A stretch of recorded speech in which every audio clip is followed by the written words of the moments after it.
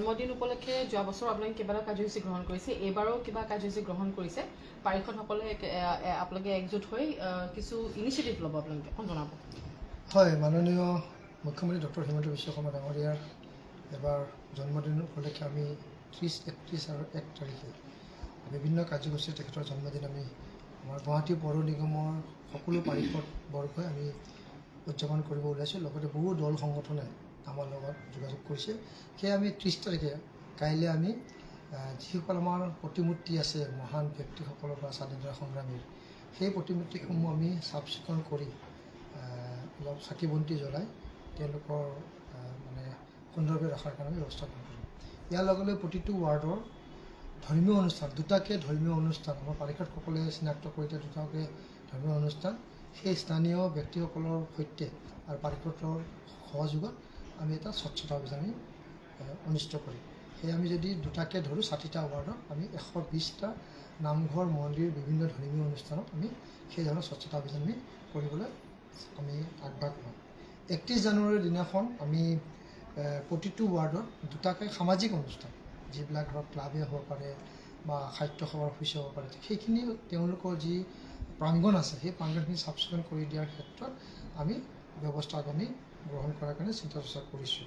ইয়াৰ লগতে আমাৰ যিসকল চাফাই কৰ্মচাৰী আছে তেওঁলোকৰ স্বাস্থ্যৰ ক্ষেত্ৰত বিশেষ গুৰুত্ব দিয়াৰ কাৰণে আমি দুটাকৈ আমি বিনামূলীয়াকৈ স্বাস্থ্য শিবিৰ আমাৰ চাফাই কৰ্মচাৰীসকলৰ কাৰণে মুখ্যমন্ত্ৰীৰ জন্মদিনৰ প্ৰতি লক্ষ্য ৰাখি আমি বিশেষ এটা আমি সেই স্বাস্থ্য শিবিৰ আমি অনুষ্ঠিত কৰিম। ইয়াৰ লগে লগে 1 তাৰিখে তেখেতৰ জন্মদিন আছে।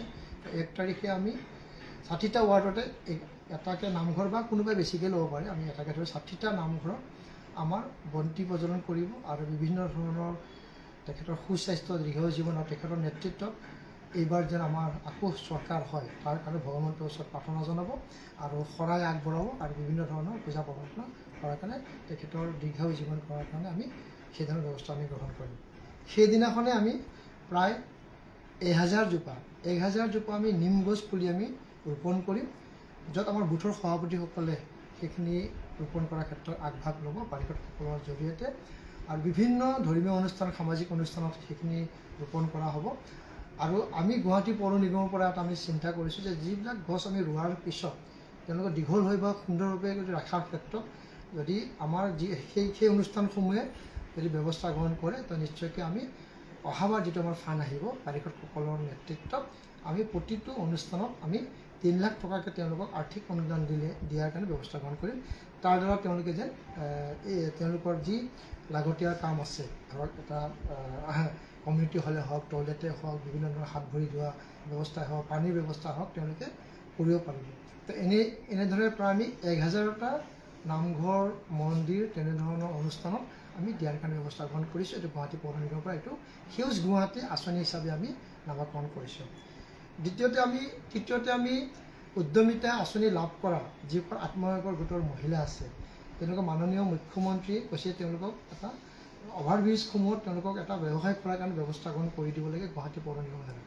সেইদিনাখনে আমি জু ৰোডৰ যিটো আমাৰ ব্ৰিজ আছে, অভাৰব্ৰিজ আছে আমাৰ শ্ৰদ্ধাঞ্জলি প্ৰাগৰ সন্মুখতে, ঠিক তেনেধৰণৰ তাতে আমাক এতিয়ালৈ 5 গৰাকী আত্মসহায়কৰ গোটৰ সদস্যই আমাক আবেদন জনাইছে। তেওঁলোকক আমি এটা সেই ধৰণৰ উদ্যমিতাৰ পৰা তেওঁলোকে জীৱন নিৰ্বাহ কৰিব পৰাৰ ক্ষেত্ৰত এক ব্যৱস্থা গ্ৰহণ কৰাৰ তেওঁলোকৰ এটা আমি ভেণ্ডিং জোন আমি এটা শুভাৰম্ভ কৰিম, যাতে আমাৰ মহিলাখিনি যাতে তেওঁলোকে ব্যৱহাৰ কৰিব পাৰিব উদ্যমিতা আঁচনিৰ জৰিয়তে।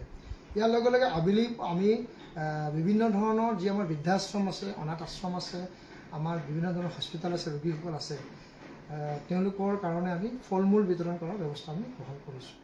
আৰু আবেলি আমি 5 বজাত আমি এইবাৰ এটা আঁচনি লৈছোঁ প্ৰজেক্ট বন্তি বুলি। এই বন্তিৰ জৰিয়তে আমি প্ৰতিটো ৱাৰ্ডত আপোনালোকক আগতে কৈছোঁ যে 10টাকৈ আমি ধৰ্মীয় অনুষ্ঠানত আমি এটা মিনি হাইমাছ লাইট আমি দিছোঁ। সেই লাইটখিনি আমি 10টাকৈ হ'লে 60টা ৱাৰ্ডত 600টা হয়, তথাপি আমাৰ ইমানখিনি নিৰ্মাণ কাৰ্য সম্পূৰ্ণ হোৱা নাই। তথাপি 400তকৈ অধিক, প্ৰায় 400তকৈ অধিক আমি এই ধৰণৰ লাইট একেলগে জ্বলোৱাৰ ক্ষেত্ৰত আমি ব্যৱস্থা আমি গ্ৰহণ কৰিম। তাতে আমাৰ মাননীয় মুখ্যমন্ত্ৰী যদি আমাৰ মাজত এইটো ব্যস্ততা নাথাকে তো আমাৰ মাজত আহিব আৰু আমাৰ মন্ত্ৰী মহোদয় এইটো কৰিব পাৰে আৰু সুন্দৰভাৱে কৰাৰ কাৰণে ব্যৱস্থা কৰিব। এই বন্তি নামঘৰ বা মন্দিৰসমূহত যেতিয়া এটা লাইট দিলোঁ এটা বন্তি হিচাপে থাকিব, সেই বন্তি প্ৰজ্বলন কৰাৰ ক্ষেত্ৰত আমি তাত ব্যৱস্থা গ্ৰহণ কৰোঁ। এনেধৰণে 3টা দিনত আমি বিভিন্ন ধৰণৰ কাৰ্যসূচীৰে মাননীয় মুখ্যমন্ত্ৰীৰ জন্মদিনটো আমি পালন কৰাৰ কাৰণে উদযাপন কৰাৰ কাৰণে ব্যৱস্থা গ্ৰহণ কৰিছোঁ। গুৱাহাটী পৌৰ নিগমৰ পাৰিষদ বৰ্গ আৰু অন্যান্য বিভিন্ন ধৰণৰ আমাৰ সামাজিক আৰু বিভিন্ন ধৰণৰ স্বেচ্ছাসেৱী সংগঠনৰ জৰিয়তে।